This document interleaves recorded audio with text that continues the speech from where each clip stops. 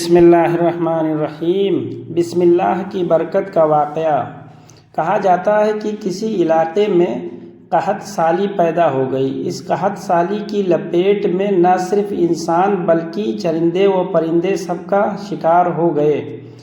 مویشی مالکان بے حد پریشان تھے۔ اس دوران ایک مسجد کے مولوی نے جمعے کے خطبے میں نہایت یقین کے ساتھ یہ بات بتائی کہ اللہ کا نام لے کر یعنی بسم اللہ پڑھ کر دریا کو حکم دیا جائے تو وہ بھی انکار نہیں کرتا۔ خطبہ سننے والوں میں ایک چرواہ بھی موجود تھا۔ مولوی کی یہ بات اس کے دل میں اتر گئی اور اس بات پر اس کا یقین کامل ہو گیا۔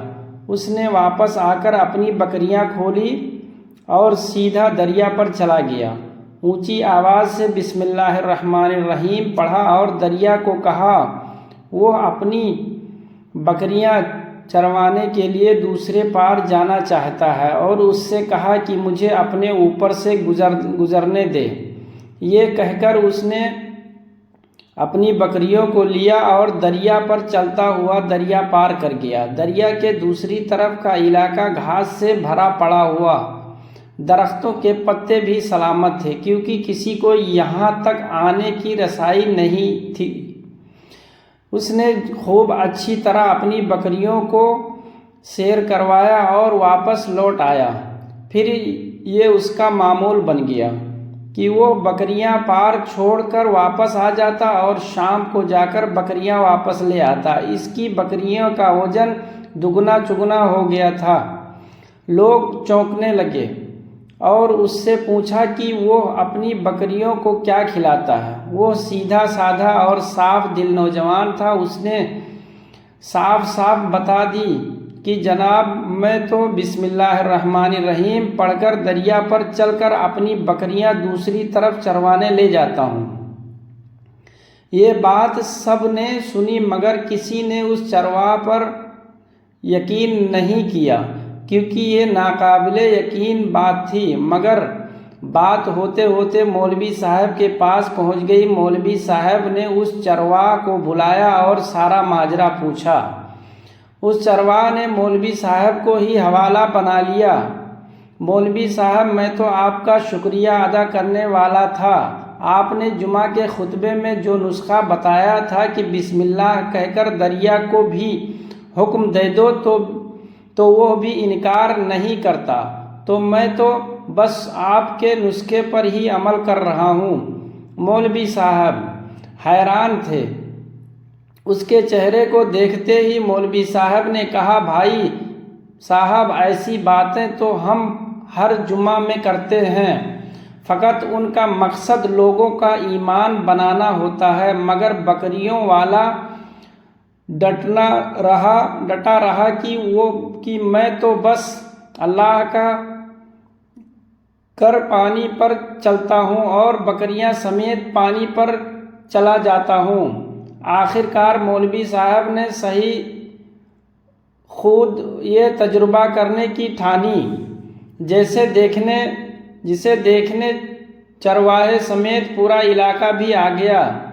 مجمع زیادہ تھا۔ مولوی صاحب نے ایک دو بار سوچا کہ انکار کر دوں کہ کہیں ڈوب نہ جاؤں، مگر جو مولوی صاحب کو کندھے پر اٹھا کر لائے تھے اب بھی جوش خروش سے اللہ اکبر کے نعرے لگا رہے تھے اور مولوی صاحب کے حق میں تعریفیں کر رہے تھے۔ آخر کار مولوی صاحب نے اپنے ڈر کو دور کرنے کے لیے ایک رسہ منگوایا۔ پہلے اس ایک درخت کے ساتھ باندھا، پھر اپنی کمر کے ساتھ باندھا، پھر ڈرتے ڈرتے ڈھیلا ڈھالا بسم اللہ پڑھا اور دریا پر چلنا شروع ہو گئے۔ مگر پہلا پاؤں ہی رکھا تھا کہ پانی میں گر گئے۔ مولوی صاحب ڈبکیاں کھانے لگے اور پانی کے بہاؤ میں بہنا شروع ہو گئے۔ لوگوں نے کھینچ کر باہر نکالا۔ مولوی صاحب کی اس حرکت نے چرواہے کو پریشان کر دیا۔ مولوی صاحب کی بسم اللہ کو یہ کیا ہو گیا، کیونکہ اس کا یہ روزانہ کا معمول تھا۔ اس کے اپنے یقین میں کوئی فرق نہ آیا۔ اس نے بسم اللہ کہہ کر بکریوں کو پانی کی طرف اشارہ کیا اور خود ان کے پیچھے چلتا ہوا پار چھوڑ کر واپس آ گیا۔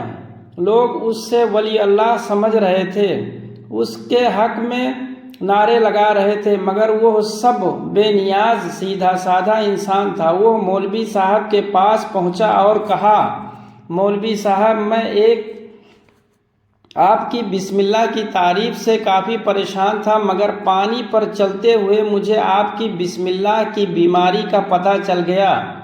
اس چرواہا نے درخت سے باندھی رسی کی طرف اشارہ کیا اور کہا، مولوی صاحب، یہ ہے آپ کی بسم اللہ کی بیماری، آپ کی بسم اللہ کی برکت کو یہ رسہ باندھ رکھا تھا۔